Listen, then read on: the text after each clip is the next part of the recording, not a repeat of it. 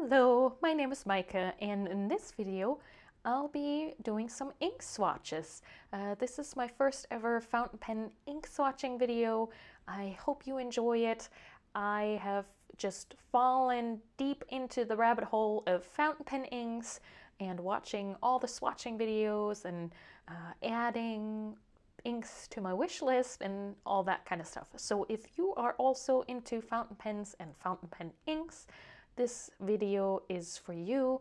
I'm also going to let you know that I lost the audio to this video, so I'm recording this voiceover, and sometimes my voiceover might not necessarily match my hand movements. So that's that. When it comes to fountain pens, I have a few. Most of them are very affordable. The one really nice fountain pen that I have is my Namiki Falcon fountain pen with a 14K nib in an extra fine, and it has a little bit of flex. I bought this pen when I was in college because I don't like most of the fine liner tips, and so this is my drawing fountain pen or illustration fountain pen. I have it permanently inked with Rohrer and Klingner SketchInk in black, so this is a very lovely combination. It works great for me, and even though you have to be careful with permanent inks, I have never had a problem with it being in my pen and me sometimes not drawing with it for a couple days. So yeah, that's my one nice fountain pen. But let's get into the swatches. I'm doing the swatches in this little passport-sized insert. I bought it from GouletPens, and it has Tomoe river paper in it. And yeah, so because there's so many colors to choose from in terms of fountain pen inks, I decided to guide myself and limit myself basically to this color palette that I really enjoy recently, just overall in my watercolors or in artwork that I see. And so I'm looking for sort of a muted pink. I'm looking for dirty yellows, so mustard yellow, honey yellow, anything like that. And then I would love to find a seafoam green ink that I like. Sometimes it's also called sea glass green.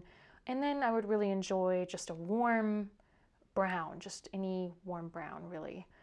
So I know that that's a big variety there. So that's what I ordered in these samples. It's just a little bit of everything from that color palette. Like I just mentioned, this is a TN insert from GouletPens with Tomoe river paper in it, and it has a dot grid. I wanted to have this size of notebook because I have a reference TN that I want to include this in, but since then I realized it might also be handy to swatch the inks on paper that I'm most often using in journaling, which is the Midori cream paper, so I might have to switch some stuff around. I've also just made myself some little labels on top of these pages for those colors from the palette that I just mentioned. But also, now that I know a little bit more about my wish list, this might be a little too small and tight, but it's gonna work for now. I also have a brush for the bigger ink swatches. And then because I have more ink samples than I have fountain pens, I am going to use one of my Lamy pens as a dip pen. I don't know if that's something that people do in their ink swatches, if that gives a good representation of how the ink will look once it's actually in the pen. So it's a little bit of a workaround because I don't have a dip pen and don't have enough fountain pens for the ink samples that I have. I am looking, or have my eye on, the Kakimori brass nib, but that's a little bit of an investment, so we're gonna wait with that, and you know, it's fine. It's gonna be workable for this video. So yeah, we're starting out in the yellow family. The first ink that I have here is Robert Oster African Gold, and this is a color that I really enjoy. I just really like how warm it is. I think it's sort of in between a yellow and a brown, I would say. It has some really nice shading properties. It's just a good all-rounder ink, I'd say, because it goes with a lot of colors. It has a nice character, but it's also not overpowering, if that makes sense. Next up is the Sailor Ink Studio 670, which is a beautiful ink, really, really gorgeous. I could see that definitely be an ink for springtime. It is a lot more green than what I'm currently looking for, which has nothing to do with the ink, of course. I have that inked in my Lamy Safari cream color with an extra fine nib, which might not be the best nib for this ink just because the ink is so light, and so I might try that in a larger nib to see how I like it then. But it is just a really fresh looking ink, really beautiful, really soft and subtle. Next up is Ferris Wheel Press, Queen, and Castle, and this one again is a more of a green shade than what I thought or anticipated. And what I also didn't anticipate was the shimmer. I didn't read the description, and so I was surprised to see some shimmer pigments floating inside the vial, and I was like, oh, I guess I bought myself a shimmering ink, which at first I was a little skeptical about. I'm not necessarily someone who goes for the sparkly, glittery stuff. However, I've been using this ink non-stop ever since I got it because the color is just so gorgeous, and you know, with the shimmer it's not overwhelming, so it doesn't come off as glitter on the page. I don't know what I was expecting shimmers inks to look like, or if there's also a differences between shimmering inks, just how much shimmer there is, or it probably also depends on the pen. I have this currently inked in my Kaweco Sport in a medium nib, and yeah, it's just a really beautiful mossy olivey kind of green, and then with this rose gold shimmer. And sometimes the rose gold shimmer, if you don't catch it sparkling, it at the very least looks like the green ink has a red sheen to it. So yeah, just absolutely gorgeous, and I'm in love. I quickly wanted to share with you a journal spread that I recently did because one, I think this heading really shows off the Queen and Castle ink very well, and though you can't fully see the shimmering, you can definitely tell what I meant with the red sheen that it has. And yeah, it just looks so magical. It reminds me of walking through the castle grounds and then you come upon a rusty gate that peeks out among the vines or something like that. But look how beautiful that goes along with the Sailor Ink Studio 670 that I used for writing most of that journal entry. I think that combination is just really lovely together. Yeah, just wonderful. Next up is the muted pink. I only have one ink sample for this category, and it's the Herbin Rouille d'encre. I don't know if my 4 years of French just paid off right there, or if I'm still making a fool of myself, but it is a beautiful muted pink.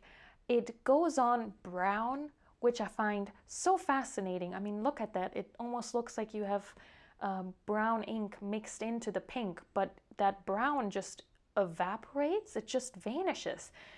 Let me know in the comments below if you have an ink that goes on a different color and just dries into the color that you expected.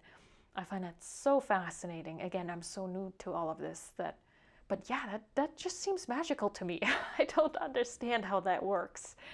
I've enjoyed writing with this so far. It's definitely close to what I'm looking for, I think. The one caveat in that is I'm not so sure how I feel about the lighter inks yet. I have to experiment a little bit more with it and just write with it more. But that has nothing to do with the actual shade of the color, if that makes any sense. And so yeah, it's just, again, it's just soft pink, and it's definitely pink, but it's not scream in your face Barbie pink, and that's what I like. One more note about the not knowing whether or not I like lighter inks. I've done something in a recent journal spread with another light ink that I'm going to get to in just a moment, which is this, where I added more information to the journals page with the lighter ink. And I think that creates a really nice hierarchy of information.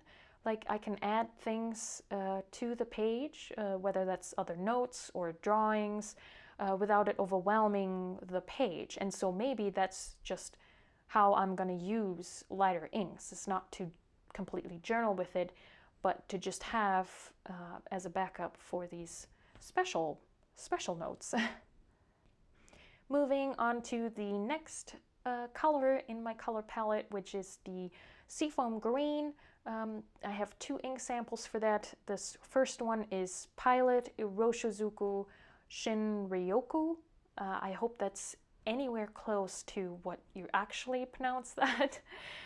This one is a dark teal green, I'd say.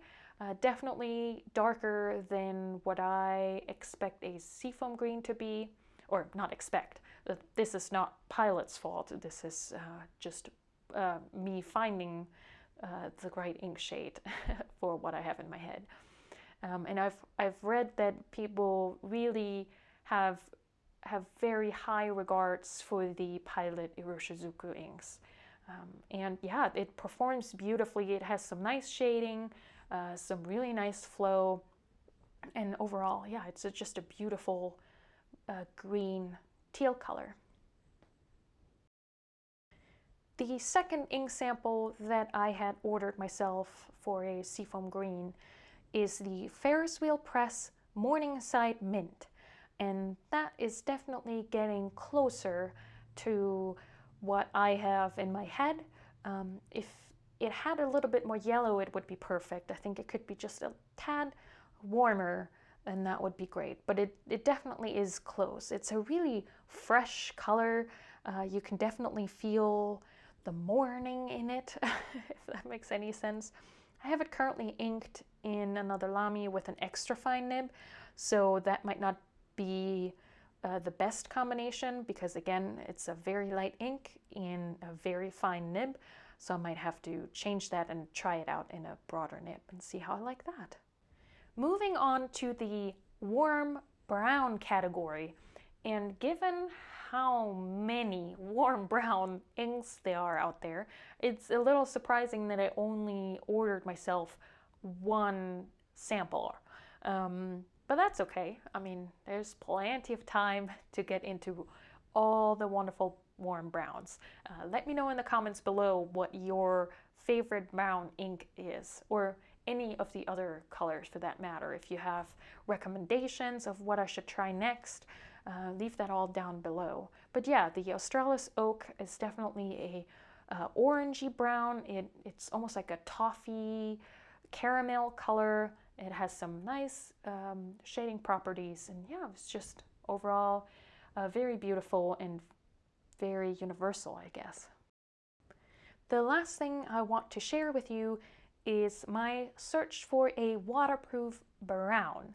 I'm so happy with my ink combination for my Namiki Falcon, the waterproof sketch ink from Rohrer and Klingner, and I want to find my go-to waterproof brown ink. And guess what? Rohrer and Klingner does have a waterproof brown ink. It's called Lilly. However, as much as I love the formulation, I love just how waterproof these are. They dry really fast, so if you're someone who likes to sketch on the go and put some watercolor wash over top, these inks are fantastic for that. You don't have to wait at all, really. This, however, is not the warm brown I want. I want something that's closer to the Robert Oster ink that I've just swatched. This is, on some papers and some applications, it can almost have a little yellow or green tinge to it. I don't know why here on this particular swatch it also comes off as really gray. That's usually not my experience at all. I don't know if that was because I've been rinsing out the brush and rinsing out my impromptu Lamy dip pen in water so much. So it's definitely a darker color than some of that. But yeah, I don't like just how cool it is and how green it sometimes can look, especially on the Midori cream paper. So I've ordered myself a swatch of the Atramentis document ink in the color Urban Sienna. And especially here in this big swatch, it looks like a super nice warm brown, and it is. The only thing is that once I use it for line work, the color appears a lot lighter, and it's actually too light for my taste to be used with watercolor. Like, it doesn't create enough contrast. Oh yeah, and I I keep spelling it wrong. I keep thinking of all the other inks that I've been talking about and referencing. So I start out with spelling it Robert because I was thinking of the warm Robert Oster brown, and then thinking of Rouille and Klingner, which is also not it. It's Atramentis document ink in Urban Sienna. I've seen that they also have a document brown and a document, I think like a sepia or something like that. So those I'll be ordering next. It definitely has some beautiful shading. I mean, it's just a really, really beautiful ink. Let me know if you have any experiences with their document ink line. And then there's also, I've seen Birmingham Ink Company has some waterproof inks, and they have a brown that looks promising. They, however, don't sell any samples, so I'm a little hesitant to just buy a full bottle. Not that they're break the bank expensive, I just don't want to have big ink bottles sitting at my house where I don't use the ink. Yeah, so this was my first ink swatching video. I hope you enjoyed hearing about all these inks that I've swatched out here. Let me know if you have any recommendations for me of what inks to try next in these color families or beyond, or your favorite ink brands that I maybe not have touched on. So yeah, I'm just so excited to learn more and share this journey with you. Okay, bye.